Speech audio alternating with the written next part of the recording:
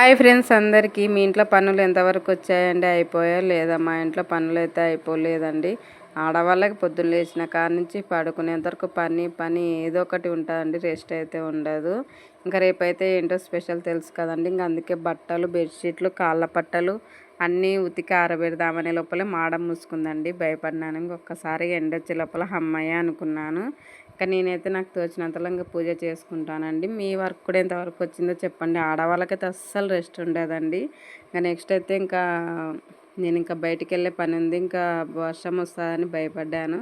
ఇంకా దేవుని దయ ఎండ అయితే వచ్చేసిందండి. ఇంకా అన్నీ ఆరబెట్టి ఇంట్లో పనులు మొత్తం కంప్లీట్ చేసుకొని ఇంకా పోస్ట్ ఆఫీస్ దగ్గరికి వెళ్ళాలని రెడీ అవుతున్నానండి.